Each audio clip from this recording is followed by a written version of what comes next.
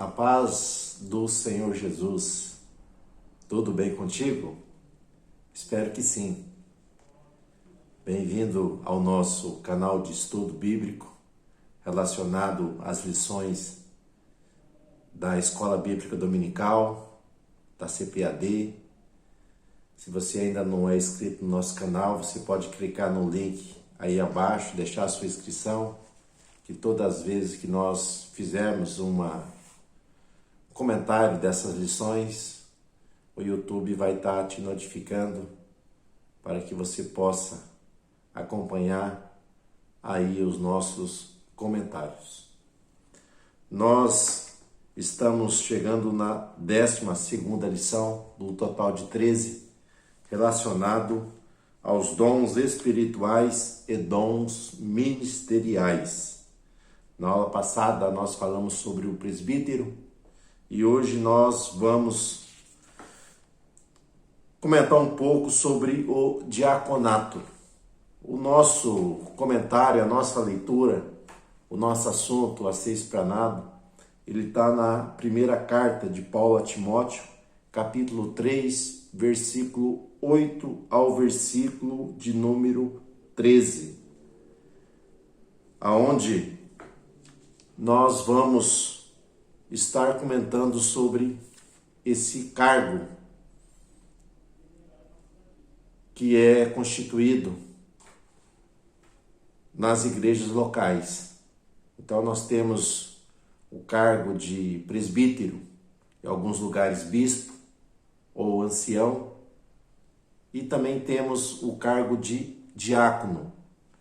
Esses ofícios são cargos, não são dons espirituais. Sobre o episcopado, o apóstolo Paulo disse: se alguém deseja excelente obra, excelente coisa deseja. E sobre o diaconado é a mesma coisa. Então são cargos, são função aonde a pessoa tem que desejar e tem que se voluntariar para que venha estar efetuando esse trabalho e sendo consagrado a esses cargos. Quando nós falamos em diácono, nós vamos ver que o diácono é aquele que é chamado para o serviço, é aquele que serve a obra de Deus. Embora seja um ministério, o diaconado, mas nós vamos ver que todo cristão, ele precisa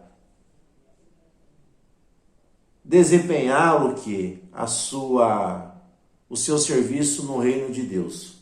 Então todos nós somos chamados a desempenhar um trabalho, um ofício, algo relacionado à obra de Deus. E quando nós falamos em diácono, nós vamos definir essa terminologia, esse termo, tanto no Antigo como no Novo Testamento.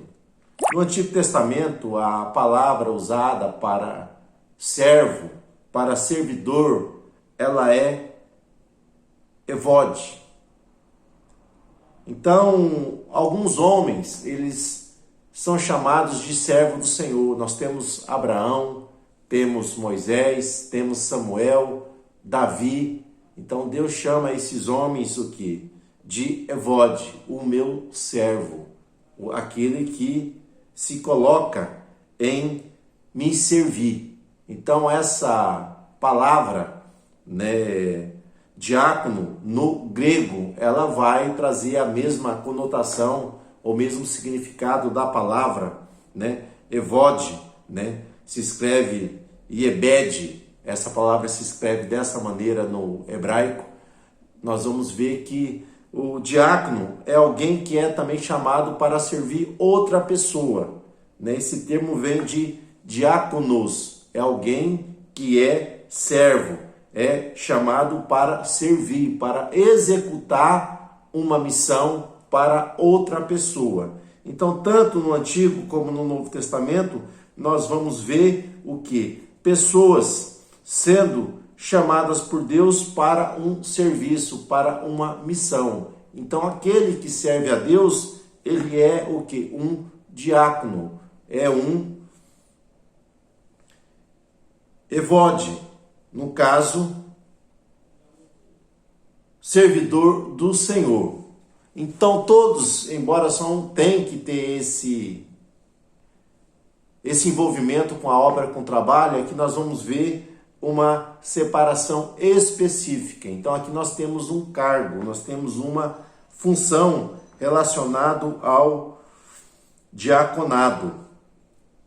E também nós podemos ver, meus irmãos, a respeito dessa palavra, também nós temos a palavra doulo. Essa palavra doulo, no grego, doulos, ela significa escravo. É alguém que se rende o quê? À vontade de uma outra pessoa. Então, há o escravo, aquele que vai fazer por força, né, por imposição, mas há aqueles que vão executar um serviço, um trabalho voluntário, porque ama e quer servir uma outra pessoa. E nós vamos ver que isso está relacionado com o que Jesus fala, que nós devemos amar o nosso próximo como a nós mesmos. Logo, se eu me amo, eu quero o bem para a minha pessoa, logo eu preciso me esforçar para servir o outro, para que o outro também possa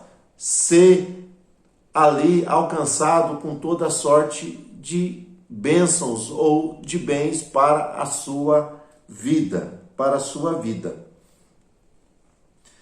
E o diaconado, a função, o cargo do diácono, ela vai ser oficializada devido a uma necessidade da igreja local. Assim como houve a necessidade de serem ali escolhidos, separados homens para o presbitério, para que viesse apacentar algumas comunidades locais, nós vamos ver também a necessidade de se levantar homens para esse serviço, esse trabalho, essa assistência dentro da obra de Deus. A igreja primitiva, ela se inicia, vamos dizer assim, os discípulos ali, depois de 40 dias, da qual Cristo ele se revela, ele permanece ali com os seus discípulos após a sua ressurreição. Depois disso, ele ascende ao céu e ele vai falar para os seus seguidores que permanecessem em Jerusalém e buscasse o revestimento do poder do alto, o batismo com o Espírito Santo. E nós vamos ver que cerca de 120 pessoas estavam reunidas no cenáculo, eles foram ali alcançados, envolvidos pela manifestação do Espírito Santo, e Pedro ali vai pregar e cerca de quase 3.000 almas vão se converter ali com aquela pregação. Mais à frente, no livro de Atos dos Apóstolos, nós vamos ver que quase 5.000 almas fazem parte da igreja. Então a igreja ela tem um crescimento espantoso, né? Algo maravilhoso é o crescimento da igreja, dos discípulos, daqueles que abraçam a fé em Cristo Jesus. Mas com o crescimento também vai surgir alguns problemas dentro dessa comunidade cristã. Então, quando há a pregação do Evangelho e há a conversão dessa multidão de pessoas, nós temos que entender que o povo judeu, eles eram, um povo, uma nação vassala, que estavam sobre o domínio do Império Romano. Logo, por estar sobre o domínio do Império Romano, nós vamos ver que eles não tinham vamos dizer assim, uma certa administração do seu próprio território. Então os romanos não estavam preocupados muito com essa questão social. E nós vamos ver que os principais líderes da nação também não estavam preocupados muito com esse fator social. Então, quando a igreja cresce, nós vamos ver que muitas pessoas vão se juntar à igreja, principalmente pessoas pobres, menos favorecidas, e nós vamos verificar que vai ajuntar viúvas, órfãos, e naquele tempo não tinha esse sistema de pensão por morte, quando o marido morre, não tinha aposentadoria, então as mulheres, os órfãos ficavam numa situação bastante delicada. Então essa era a situação de muitas pessoas dentro da igreja naquela época que necessitavam de uma assistência da igreja. E quando surge essa necessidade, havia as viúvas hebreias que falavam em aramaico e havia também viúvas que eram hebreias, mas também que elas foram influenciadas pela cultura grega e falavam o grego. Então o texto lá em Atos dos Apóstolos, capítulo 6, versículo 1, vai começar dizendo ali que houve uma certa negligência em dar assistência para essas viúvas que falavam em grego. Houve essa omissão, essa negligência, esse descuido, aonde somente as viúvas ali de fala aramaica, podemos dizer as nativas ali daquela região da Judéia, estava sendo alcançada pela essa assistência social que era dada para a igreja. Logo, houve essa acepção de pessoas, houve essa problemática dentro da igreja em relação à assistência social. Então, devido a essa questão, foi que os apóstolos chamaram a igreja, reuniram a igreja e eles disseram, que seria necessário que escolhesse homens para que alcançasse as demandas que estavam surgindo de uma maneira, meus irmãos, que não houvesse acepção de pessoas, logo que toda a comunidade que estava ali carente de uma assistência fosse atendida. Então, os diáconos vão surgir, vão ser instituído esse grupo de pessoas relacionado a essa necessidade dentro da igreja. Então, essa necessidade dentro da igreja vai fazer com que surjam essas pessoas para executar esse serviço, essa assistência para beneficiar outras pessoas. Então, quando nós falamos em diácono, nós temos o grande exemplo do maior de todos os diáconos, que é a pessoa bendita de Jesus. Nós vamos ver que Jesus, ele foi o apóstolo das nossas almas, ele é o profeta semelhante a Moisés, ele é o grande evangelista enviado do Pai para trazer as boas novas, ele é o sumo pastor que dá a vida pelas suas ovelhas e ele é o grande mestre.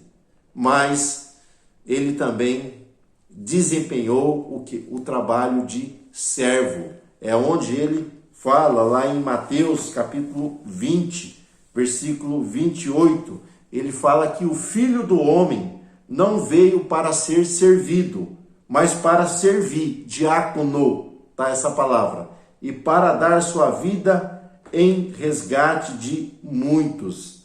Então nós vamos ver que Jesus, ele enfatiza a necessidade ali da assistência para com o próximo. Ele veio para servir, ele veio para atender a necessidade do outro. E ele mostra esse exemplo para os seus discípulos, para os seus apóstolos, ali na Santa Ceia, quando ele se prepara ali e ele lava os pés dos apóstolos. E ele vai deixar isso bem enfático, que aquele que quer ser o maior, ele precisa ser o menor.